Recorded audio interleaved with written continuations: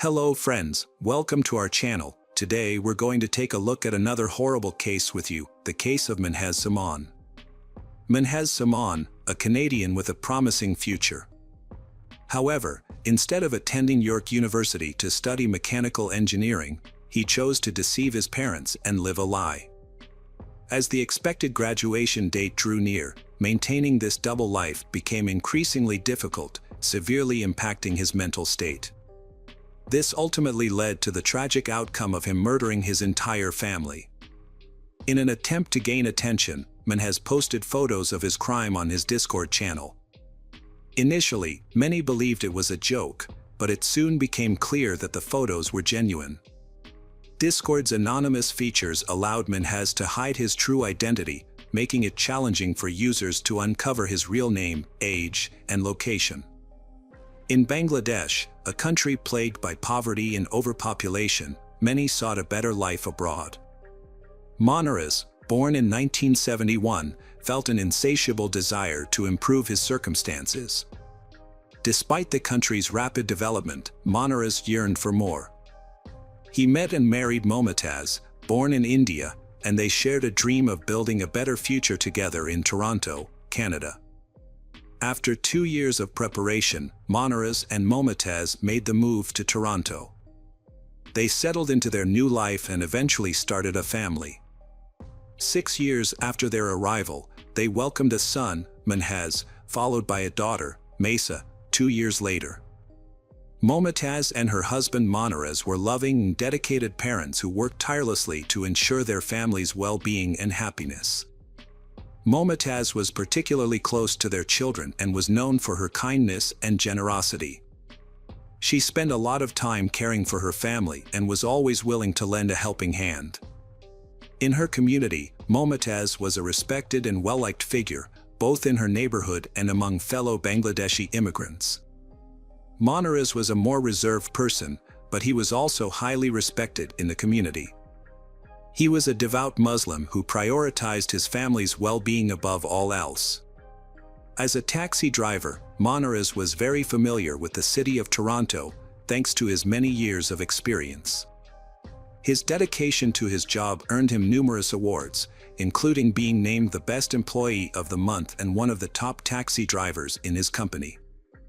Both Momtaz and Minhaz had high aspirations for their children, Melissa and Minhaz. Having successfully navigated the challenges of moving to a big city themselves, they expected their children to achieve great things. They dreamed of their children securing high-paying, prestigious jobs that would bring them comfort and prosperity. After relocating from poor conditions, Minhaz and Momtaz were determined to provide their children with every opportunity to succeed. They worked hard to achieve their aspirations, which led to gradual but steady success. The family's first major milestone was buying a modest house on Mowan Road in Scarborough. With careful financial planning, they then acquired 2 investment properties, one in Scarborough and another in nearby Danforth. Momtaz took charge of managing the properties, and over time, the family's wealth grew steadily. As the family's assets increased, Momtaz felt a greater sense of responsibility towards her 2 children and their 3 properties. To help with the workload, Momtaz's mother, Firoza Begum, moved from India to join the family. This allowed Momtaz to strike a better balance between her work and personal life. In 2006, the family upgraded to a larger 4-bedroom house in Markham. At the time, it was widely believed that a career in medicine or engineering was the key to success. Minhaz and Momtaz wanted their children to pursue these fields, with Minhaz aspiring to become a neurosurgeon and Minhaz aiming to become an engineer. However, their children had different plans. Melissa, in particular, was a rebellious child who resisted her parents' views and often pushed them away, despite showing great potential. Melissa frequently ran away from home, drank excessively, and used illicit substances, leading to reckless behavior. This behavior prompted strict and sometimes questionable intervention from her parents. If she failed to return home on time, she would be forced to spend the night outside.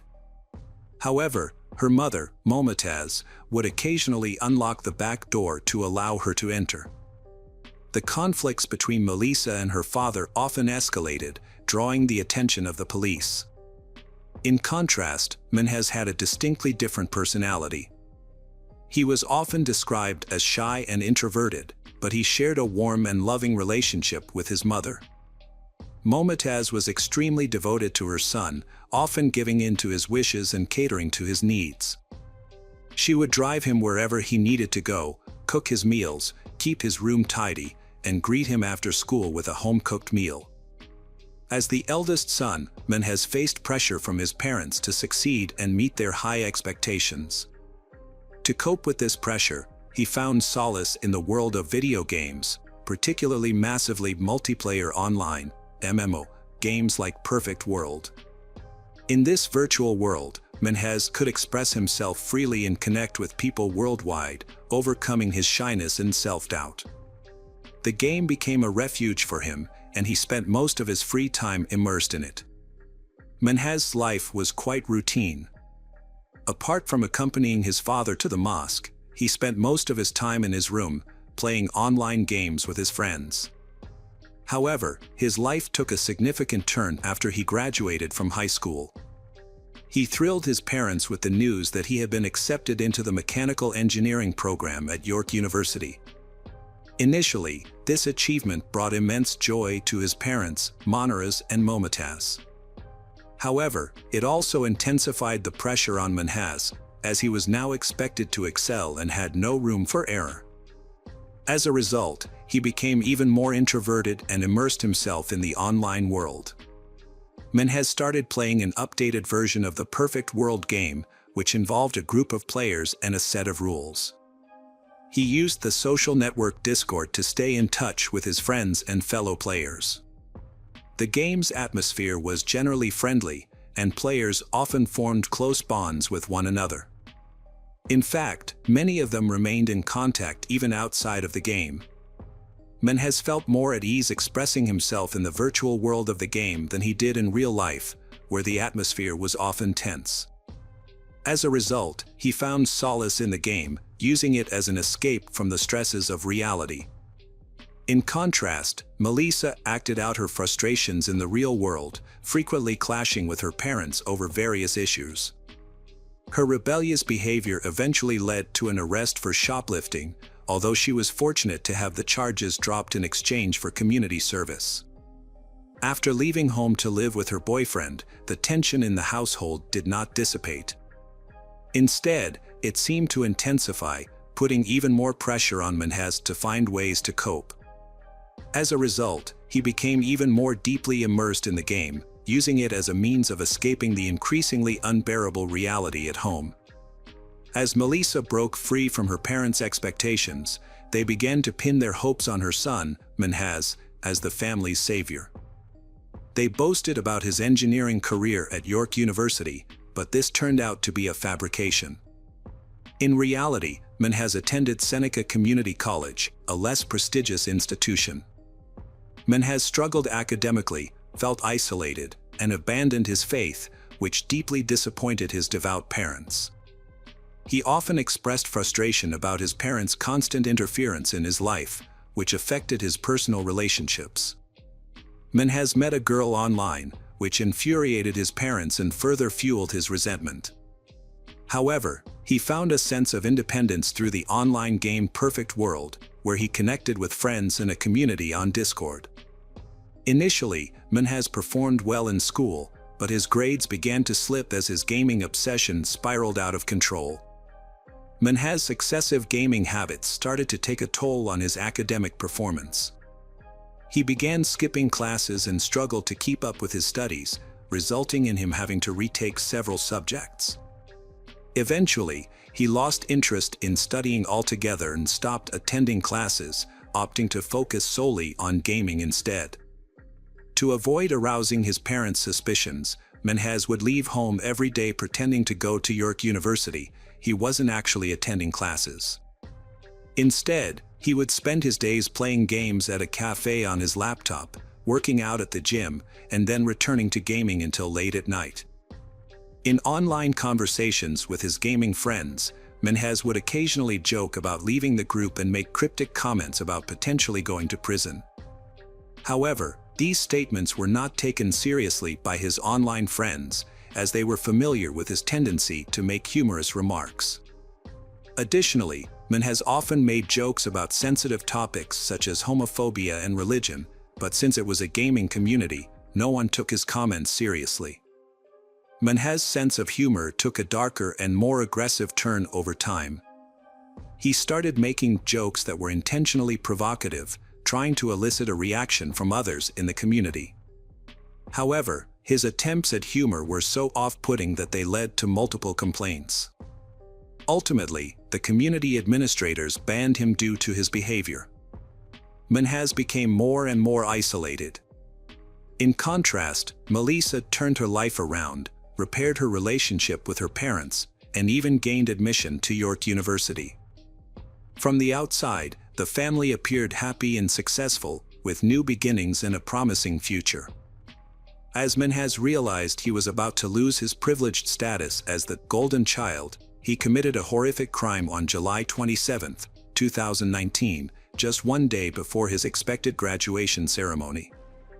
On that day, the family was preoccupied with their daily routines. Minhas' mother and grandmother went about their usual schedule, attending a daybreak event, unaware of the impending tragedy. Minhas began to carry out his horrific plan by sneaking into his mother's bedroom. He struck her on the head with a crowbar, knocking her unconscious, and then slit her throat to ensure she was dead. He repeated this brutal act with his grandmother. After committing these heinous crimes, Minhas calmly returned to his room and opened Discord, where he sent a disturbing photo of his mother's mutilated body next to the crowbar. The recipients of the photo were initially unsure if it was a joke, as Minhas was known for his dark humor. However, the image was extremely realistic and did not appear to be a prank. Minhas was a well-known figure in the perfect world gaming community, but his behavior had always been unsettling, earning him a negative reputation among many players. The situation took a disturbing turn when Minhas posted two photos that seemed to show a murder scene. The images were extremely realistic and did not seem to be a joke. Minhas then made a chilling post claiming that he had killed his mother and grandmother and was waiting for his sister and father to return home so he could do the same to them. As the situation worsened and became more intense, other gamers began to take Minhas seriously, fearing that his threats could lead to more deaths. Discord users were convinced that they were witnessing a series of crimes unfold in real time, but felt powerless to intervene. Desperate to prevent further harm, players tried to uncover Minhas' identity, but he had hidden his personal information, leaving no clues about his name, age, or whereabouts. In an effort to gather more information, users reached out to Minhas' friend, Junior, asking him to share any details he might know. When Junior confronted Minhas about the disturbing images, Minhas revealed that his threats were genuine and that he planned to kill his father and sister soon. Meanwhile, Melissa returned home to an eerily quiet house. Unbeknownst to her, Minhas was waiting inside. As she entered the house, he attacked her with a crowbar, striking her on the head, and then slit her throat. After committing the crime, Minhas took a photo of Melissa's body and sent it to his friend John via private message. Minhas posted a photo with a disturbing message, claiming that he had struggled with his sister Melissa for 10 minutes, during which she cried and screamed.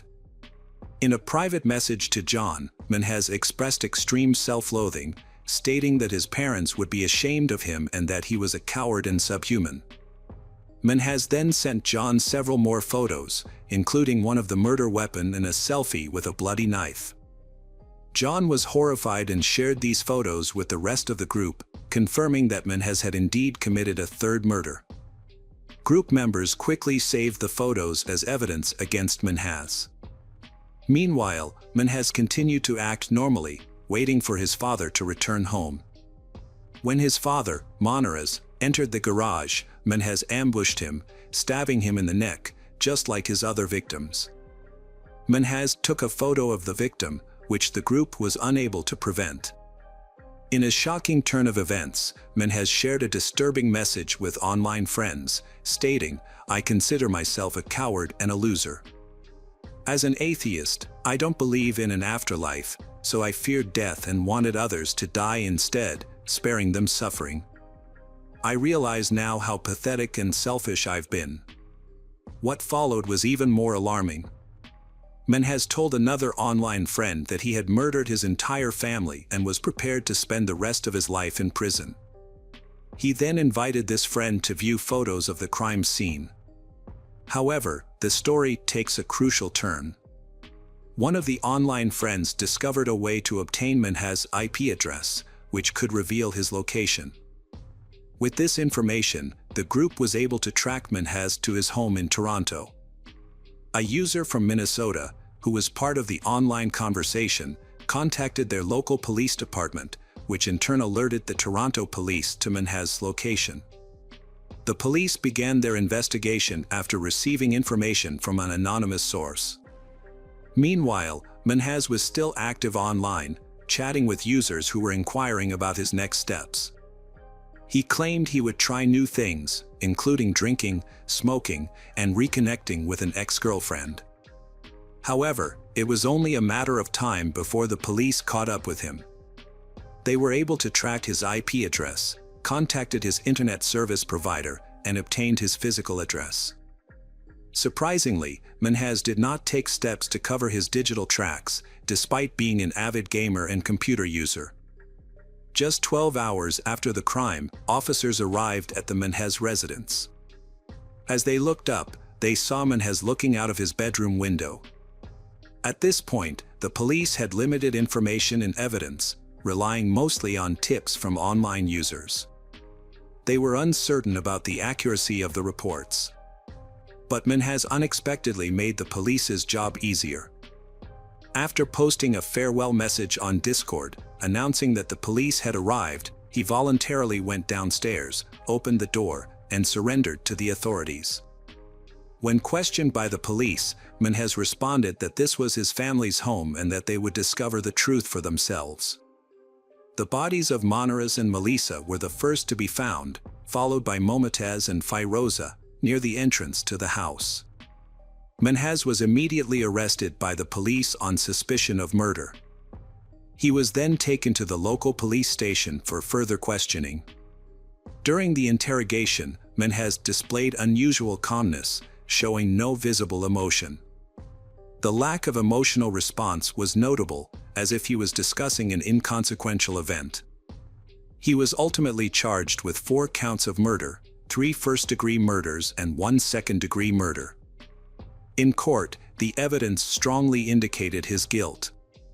The Perfect World gaming community had preserved a record of all his online messages, which served as evidence against him, confirming his culpability to a great extent.